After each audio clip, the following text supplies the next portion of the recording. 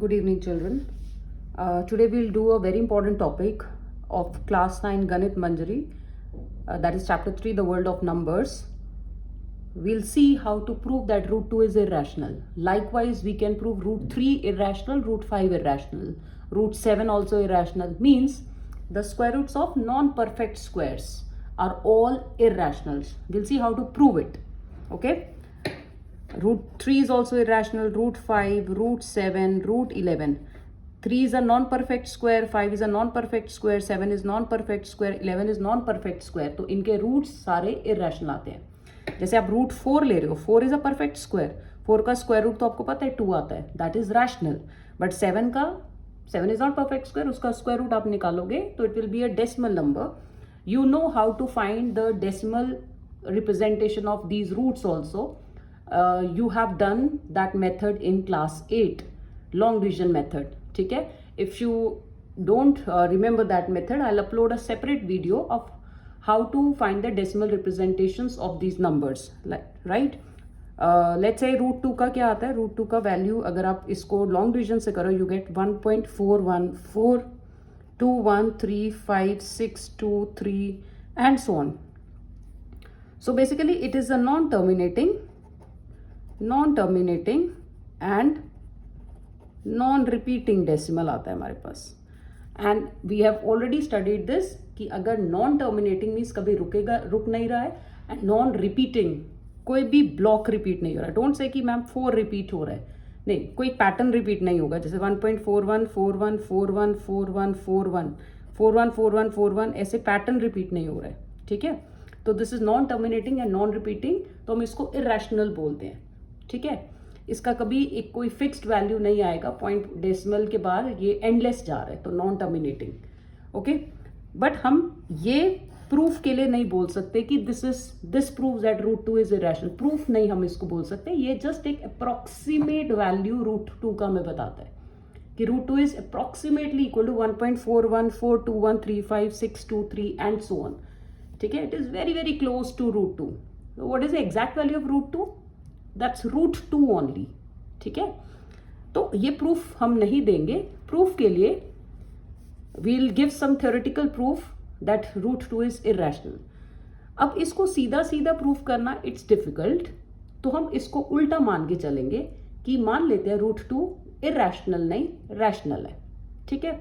जैसे हम रूट 2 के लिए करेंगे, रूट 3 का भी सेम होगा, रूट 5 का भी सेम होगा, रूट 7, रूट 11 सबका सेम है, सेम स्टेप्स. तो हम इसको मान लेते हैं कि ये रैशनल है. कई बार क्या होता है, हम डायरेक्ट सीधा सीधा प्रूफ से हमारा आंसर नहीं आता, तो हम उल्टा मान के चलते हैं, ऑपोजिट मान के चलते हैं, and reach to some point कि ओके यहाँ तक जो हमने किया, बट एक पॉइंट ऐसा आएगा आपको लगेगा नहीं ये गलत है. तो दैट क्यों वो गलत आएगा? क्योंकि हमने जो माना था स्टार्टिंग में दैट वॉज रॉन्ग, तो एक कॉन्ट्रडिक्शन आ जाती है. ठीक है. तो हमारी सपोजिशन गलत हो जाती है. Now how to prove this कि रूट 2 इरेशनल है. Let's see the proof.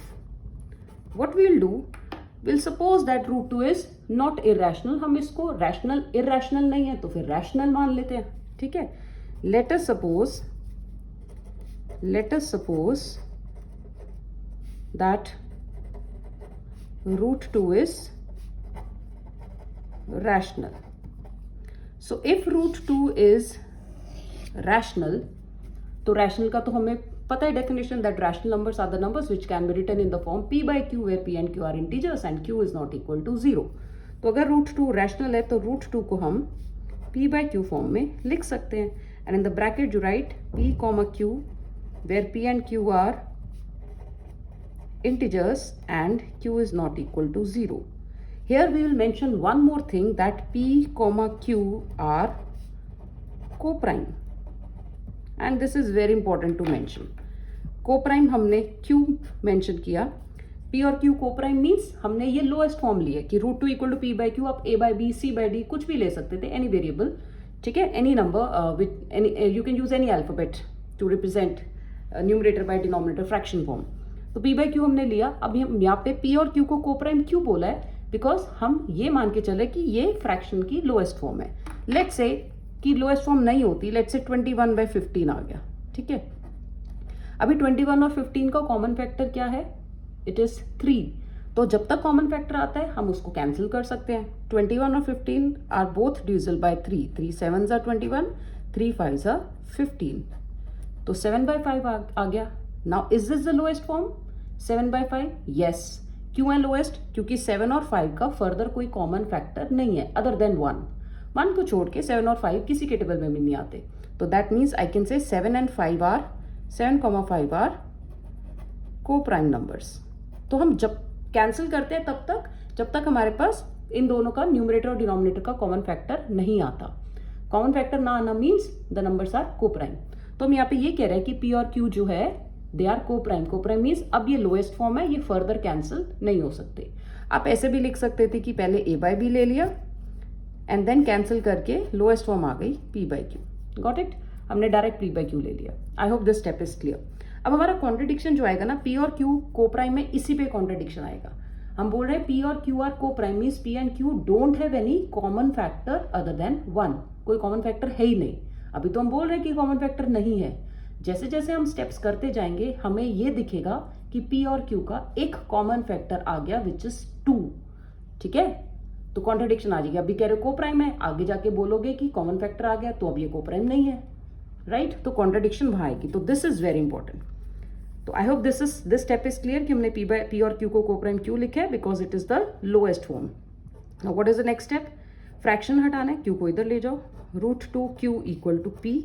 Root हटाना है. Do squaring both sides. Squaring both sides. अब हम रूट हटा देंगे. जब आप स्क्वायरिंग बोथ साइड्स करोगे √2q whole square equal to p square. √2 का स्क्वायर इज 2, q का square is q square and p square. Got it? सारे मैथमेटिकल स्टेप से आगे. अब आप इस 2 को इधर ले जाओ. क्यों लेके जा रहे हैं? क्योंकि हमें ये देखना है कि 2 किसको डिवाइड कर रहे हैं. तो p square by 2 means 2 p square को डिवाइड कर रहे हैं. Right? p square is divisible by 2 लिखो. You can use this language p square is divisible by 2 और you can use these words कि 2 is a factor of p square. Both are correct. Anyways you can write p square is divisible by 2 और 2 is a factor of p square. Both ways are correct. So I write 2 is a factor of p square. Now यहाँ पे एक result है कि अगर 2 p square का factor है, अगर कोई भी नंबर किसी नंबर के स्क्वायर का फैक्टर होता है, let's say if I give you an example, 2 is a factor of 4 square. 4 square means 16.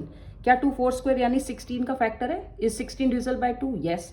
तो अगर 2 4 स्क्वायर का फैक्टर है तो 2 is a factor of 4 also. 4 square का फैक्टर है तो वो 4 का भी फैक्टर होगा. है नहीं? देखो 4 is divisible by 2, 4 is easily divisible by 2. Cancel करोगे 2 आंसर आएगा. सेम वे खाली 2 नहीं, any number. 3 is a factor of 3 किसका फैक्टर है? 9 square. 9 square means 81. 81 is divisible by 3, 27 answer आता है. तो अगर 3 9 स्क्वायर का फैक्टर है तो 3 is a factor of 9 also. क्या 9 3 से डिविजिबल है? यस. तो अगर कोई नंबर किसी के स्क्वायर को डिवाइड करता है, 2 जो है p स्क्वायर को डिवाइड करता है, तो you will say that this is a result that 2 is a factor of p also. p square को डिवाइड कर रहा है तो p को भी डिवाइड करेगा. तो हमारे पास हमने बोला था p और q को प्राइम है कि इनका कॉमन फैक्टर नहीं है. हमने अभी एक फैक्टर ढूंढ दिया 2 किसका? p का. हम आगे चल के 2 को q का भी फैक्टर बता देंगे. तो हमारे पास p और q का कॉमन फैक्टर क्या आ जाएगा? 2. ठीक है? अभी हमने किसका दिखाया? p का. अब अगर 2p का फैक्टर है, फैक्टर मीन्स 2p को डिवाइड करता है. राइट? जैसे अगर मैं इफ आई से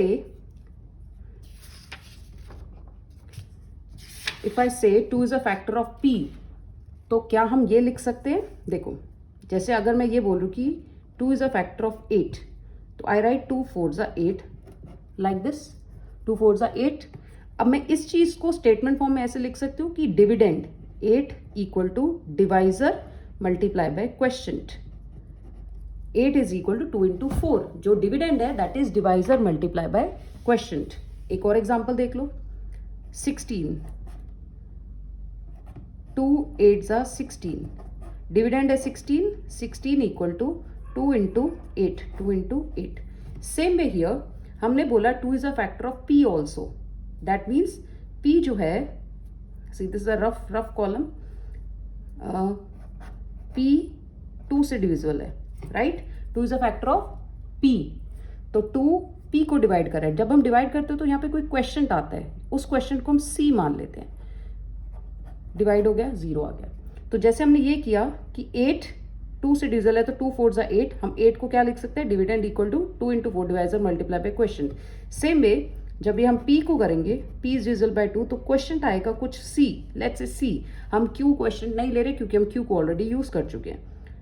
2 c जा p, ये तो इस चीज को इससे रिलेट करके लिखो, क्या लिख सकते हैं, p equal to this dividend equal to divisor multiply by quotient, 2 into c, p आ गया हमारे पास 2 into C, right.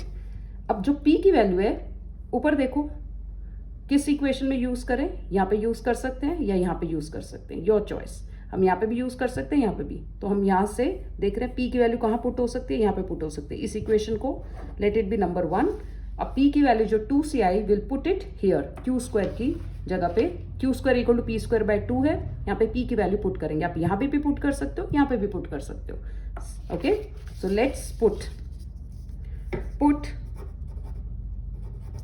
p equal to 2c जो हमारे पास आया in equation 1, and what was the equation 1, q square equal to p square by 2, q square equal to p square by 2।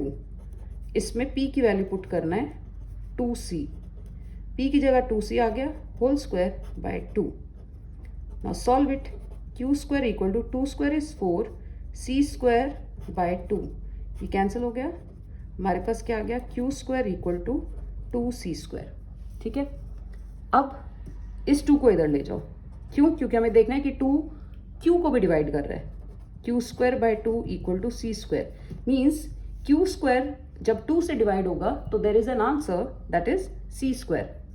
तो इस step से हमें क्या पता चलता है कि 2 is a factor of q square. Divide करने से कुछ आंसर आ गया ना, क्वेश्चन आ गया, तो यहां से q square is divisible by 2, you can use this language, और you can write 2 is a factor of q square. अब अगेन हमने एक रिजल्ट किया था अभी कि अगर 2 q स्क्वायर का फैक्टर है तो 2 is a factor of q also. अभी थोड़ी देर पहले वी डिड कि 2 is a factor of p, और अब हम कह रहे हैं 2 is a factor of q also, that means 2 is a common factor of p and q, therefore 2 is a common factor of p and q, दोनों का common factor आ गया। अब अगर 2 p और q दोनों का कॉमन फैक्टर है, दैट मीन्स p और q अब कोप्राइम नहीं है ना। कोप्राइम नंबर्स वो होते हैं जिनका कॉमन फैक्टर नहीं होता। आपके पास क्या आ गया, 2 p और q का एक कॉमन फैक्टर आ गया, तो this implies p, q are not coprime. But आपने तो बोला था कि p और q आर कोप्राइम, और अभी आप क्या बोल रहे हो कि हमने कॉमन फैक्टर ढूंढ दिया 2 किसका, p और q का, तो यहां से हमें पता चला कि अगर कॉमन फैक्टर है तो p और q कोप्राइम नहीं है। स्टार्टिंग में आपने बोला था p q कोप्राइम है, अब आप बोल रहे हो p q कोप्राइम नहीं है, तो दो गलत बातें हो गई ना, ऑपोजिट चीजें हो गई। तो we say that this implies this is a contradiction. Contradiction means कि जो हमने शुरू में माना था कि पी क्यू कोप्राइम है, उसके अगेंस्ट हमारे पास आ गया कि P Q R not coprime. This is a contradiction. तो इसका मतलब हमने जो माना था वो गलत है। दिस इंप्लाइज आर सपोजिशन, और एजम्पशन भी बोल सकते हो, आर सपोजिशन इज रॉन्ग। क्या सपोजिशन थी कि रूट 2 जो है रैशनल माना था, तो इसका मतलब हमने रूट 2 को जो रैशनल माना था वो गलत माना। क्यों गलत कैसे हो गया, क्योंकि हमने तो पी और क्यू कोप्राइम भी बोले थे, लेकिन कॉन्ट्रडिक्शन इस बात पे आ गई हमारे पास पी और क्यू कोप्राइम अब नहीं है, क्योंकि 2 जो है पी और क्यू का एक कॉमन फैक्टर आ गया। गॉट इट, तुम्हारी सपोजिशन गलत होगी। देयरफॉर रूट 2 हमने जो माना था रैशनल, वो रैशनल नहीं है, it is irrational. I hope it's clear to all of you, right? Similarly, हम रूट 3 के लिए भी ऐसे ही करेंगे। जब आप रूट 3 को करोगे, सेम स्टेप्स। रूट 3 को हम लिखेंगे p/q, यहाँ पे रूट 2 की जगह रूट 3 आ जाएगा। Root 3 q equal to p, जब स्क्वायर करोगे 3q square equal to p square के नीचे 3 आ जाएगा, तो 3 is a factor of p square आएगा, 3 is a factor of p also. तो यहाँ पे आएगा p इक्वल टू 3c। जब आप स्क्वायर करोगे 3 का स्क्वायर 9 आ जाएगा यहाँ पे, तो कैंसिल करोगे q स्क्वायर बाय 3 आएगा equal to c square, means 2 की जगह 3 आता जाएगा। Got it? तो हमारे पास 3 जो है कॉमन फैक्टर आएगा p और q का। सिमिलरली जब रूट 5 प्रूव करना होगा तो 5 कॉमन फैक्टर आएगा p और q दोनों का। सेम स्टेप्स, रूट 7 को इरेशनल प्रूव करना होगा तो 7 जो आएगा कॉमन फैक्टर आ जाएगा p और q का, वो कॉन्ट्रडिक्शन आ जाएगी। Same steps. Got it? I hope it's clear. If you still have any doubts, you can text me on my WhatsApp number. Thank you so much.